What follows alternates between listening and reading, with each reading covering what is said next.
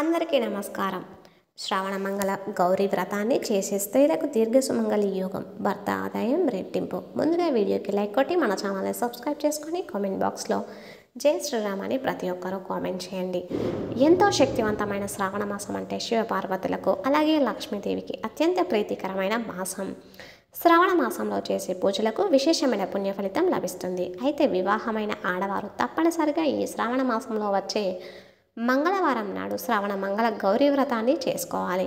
స్త్రీలు తమ సౌభాగ్యం కోసం, తమ భర్త ఆయుష్ కోసం, అలాగే ఐశ్వర్యం కోసం ఈ మంగళ గౌరీ వ్రతాన్ని చేసుకోవాలి. శ్రావణ మంగళ గౌరీ వ్రతాన్ని ఎలా చేయాలి? ఈ వ్రతాన్ని ఆచరిస్తే ఎటువంటి శుభ ఫలితాలు కలుగుతాయి?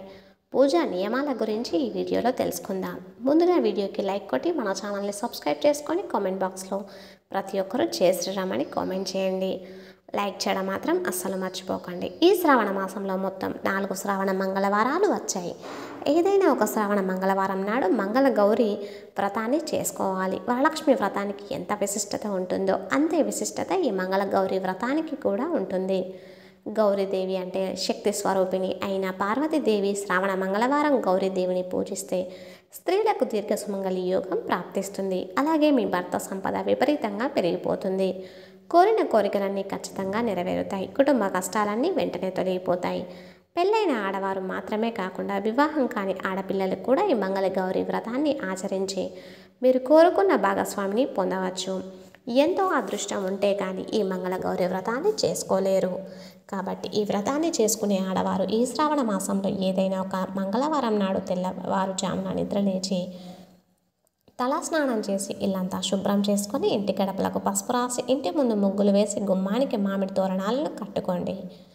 ఈ వ్రతాన్ని ఆచరించే ముందు ఇల్లంతా పసుపు నీళ్లు చల్లుకోవాలి. విశేషంగా ఈ వ్రతాన్ని చేసుకునే ఆడవారు తప్పనిసరిగా ఎరుపు రంగు వస్త్రాలను ధరించాలి. ఎరుపు రంగు వస్త్రాలు ధరించి మంగళ గౌరీ వ్రతాన్ని చేసుకుంటే మీ పూజకు సంపూర్ణ పుణ్య ఫలితం లభిస్తుంది. పూజా గదిలో ముగ్గు వేసి పూజ గదిని అందంగా అలంకరించుకోండి.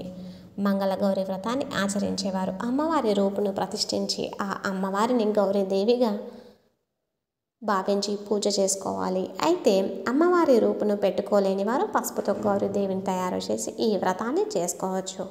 గౌరీదేవిని ఎలా తయారు చేయాలంటే ముందుగా కొంచెం పసుపు తీసుకొని పసుపులో పాలు పోసి ఒక చిన్న పసుపు ముద్దలా తయారు చేసుకోవాలి. ఈ పసుపు ముద్దను గౌరీదేవిలా భావించి మీ పూజ గదిలో ఒక ఎర్రటి వస్త్రాన్ని వేసి ఆ వస్త్రం పైన బియ్యం పోసి 2 తమలపాకులను పెట్టి తమలపాకు పైన గౌరీదేవిని ప్రతిష్ఠించుకోవాలి.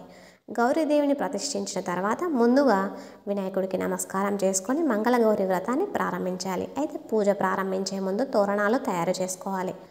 ఒక తెల్లటి దారాన్ని 5 పోగులుగా తీసుకొని ఆ దారానికి పసుపు రాసి 5 ముడులు వేసి ఈ పసుపు దారానికి ఒక పుష్పం కట్టి తోరణంలాగా తయారు చేసి అమ్మవారి ముందు పెట్టుకోవాలి. అనంతరం గౌరీదేవికి కుంకుమ బొట్టు పెట్టి పుష్పాలు సమర్పించి అమ్మవారికి నమస్కారం చేసి దీపాలను వెలిగించాలి.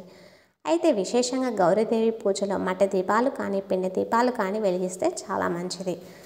5 పిండి దీపాలు తయారు చేసి దీపానికి కుంకుమ బొట్లు పెట్టి ఒక్కో దీపంలో 5 వత్తులు వేసి ఆవు నెయ్యితో దీపారాధన చేయాలి. దీపానికి నమస్కారం చేసి గౌరీదేవికి తాంబూలం సమర్పించాలి. తమలపాకుల పైన 2 అరటి పండ్లు అలాగే 2 వక్కలు వేసి గౌరీదేవికి తాంబూలం సమర్పించి నమస్కారం చేసుకోవాలి. విశేషంగా ఈ గౌరీ వ్రతంలో గౌరీదేవిని గన్నేరు పూలతో పూజిస్తే 1000 గోవులను దానం చేసినంత పుణ్య ఫలితం లభిస్తుంది. అలాగే గులాబీ పూలతో పూజిస్తే ఆర్థిక సమస్యలన్నీ తొలగిపోతాయి. ఇక గౌరీదేవి పూజలో పాలతో చేసిన పరమాన్నం నివేదించాలి. ఇంట్లో పాలు పొంగించి ఆ పాలతో నైవేద్యాన్ని తయారు చేస్తే అమ్మవారి చల్లని చూపు మీ కుటుంబంపై ఉంటుంది. అలాగే మీ స్తోమతను బట్టి పచ్చి శనగలు, పులిహోర, గారెలు నివేదించవచ్చు. గౌరీదేవి పైన అక్షింతలు వేస్తూ మంగళ గౌరి అష్టోత్తర శతనామావళిని భక్తి శ్రద్ధలతో పఠించాలి. ఈ మంత్రాలన్నీ చదవలేని వారు ఓం మంగళ గౌరియే నమః అనే నామాన్ని చదువుతూ గౌరీదేవి పైన అక్షింతలు వేయండి. చివరిగా గౌరీదేవికి హారతి ఇచ్చి ధూపం సమర్పించి మీ కుటుంబం మొత్తానికి మంచి జరగాలని, మీ భర్త ఆయురారోగ్యాలతో జీవించాలని, ఎల్లప్పుడూ సుఖ సంతోషాలను ప్రసాదించమని ఆ అమ్మవారికి నమస్కారం చేసుకొని 5 ప్రదక్షిణాలు చేసి ఒక్క కొబ్బరికాయని పగలగొట్టండి. గౌరీదేవి దగ్గర పెట్టిన తోరణాన్ని తీసి మీ కుడి చేతికి కట్టుకోవాలి. ఈ మంగళ గౌరీ వ్రతాన్ని చేసేవారు ముత్తైదువును మీ ఇంటికి పిలిచి వాయనాన్ని అందించాలి.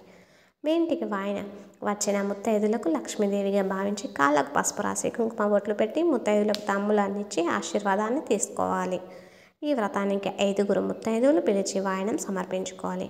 అయితే ముత్తైదులకు వాయనం ఇచ్చేటప్పుడు ఆ వాయనంలో పసుపు కుంకుమలు ఉండకూడదు. ఈ సౌభాగ్య వ్రతంలో పసుపు కుంకుమలను వాయనంలో సమర్పించకూడదు. కాబట్టి ముత్తైదులకు ఇచ్చే వాయనంలో అరటి పండ్లు, పువ్వులు, గాజులు, ఎర్రటి జాకెట్ ముక్క, అలాగే పచ్చ శనగలు ఉండాలి. 5 ముత్తైదులకు వాయనం ఇవ్వలేని వారు కనీసం 1 ముత్తైదుకైనా వాయనాన్ని సమర్పించాలి. అది కూడా సాధ్యం కాకపోతే ఇంట్లో మంగళగౌరి వ్రతాన్ని చేసి ఏదైనా అమ్మవారి దేవాలయానికి వెళ్ళి దేవాలయంలో ఉన్న అమ్మవారికి తాంబూలం సమర్పించుకోవచ్చు. ఈ విధంగా మంగళగౌరి వ్రతాన్ని ఆచరించే ఆడవారు తప్పనిసరిగా ఉపవాసం ఉండాలి. ఈ వ్రతాన్ని చేసే ఒకరోజు ముందు సాత్విక ఆహారాన్ని మాత్రమే స్వీకరించాలి. మాంసాహారానికి దూరంగా ఉండాలి. ఈ వ్రతాన్ని తొలిసారిగా చేసుకునే ఆడవారు మీరు వ్రతం చేసే సమయంలో మీ పక్కనే మీ తల్లిని కూర్చోబెట్టుకొని ఈ వ్రతాన్ని చేసుకుంటే చాలా మంచిది. అలాగే తొలి వాయనం కూడా మీ తల్లికి అందించాలి. తల్లి లేని పక్షంలో మీ అత్తగారికైనా వాయనాన్ని ఇవ్వాలి. ఎంతో శక్తివంతమైన ఈ శ్రావణ మంగళ గౌరీ వ్రతాన్ని చేసుకుంటే ఆడవారి సౌభాగ్యం వర్ధిల్లుతుంది. తన భర్త ఆయుష్ పెరుగుతుంది. అలాగే సంతానం లేని వారికి సంతానం కలుగుతుంది. మీ ఇంట్లో సుఖ సంతోషాలు, అష్టైశ్వర్యాలు వృద్ధి చెందుతాయి.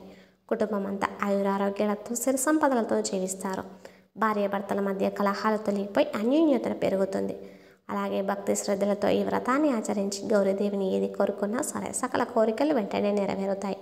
చివరిగా మంగళ గౌరీ వ్రత కథను విని మీ వ్రతాన్ని ముగించుకోవాలి. కొత్తగా వివాహమైన ఆడవారు ఈ మంగళ గౌరీ వ్రతాన్ని తప్పనిసరిగా ఆచరించాలి. వివాహమైన మొదటి సంవత్సరం ఈ వ్రతాన్ని మీ పుట్టింట్లో చేసుకోవాలి. ఈ గౌరీదేవి వ్రతం గురించి స్వయంగా శ్రీకృష్ణుడు ద్రౌపదికి వివరించినట్లుగా పురాణాలు పేర్కొన్నాయి. వీడియో నచ్చితే ఖచ్చితంగా లైక్ చేసి మీ ఫ్రెండ్స్ అండ్ ఫ్యామిలీ మెంబర్స్కి ఈ వీడియోని షేర్ చేయండి. అలాగే కామెంట్ బాక్స్లో ప్రతి ఒక్కరూ జై శ్రీరామ్ అని తప్పకుండా కామెంట్ చేయండి. ఇంతవరకు ఈ వీడియో చూసిన ప్రతి ఒక్కరికి ధన్యవాదములు.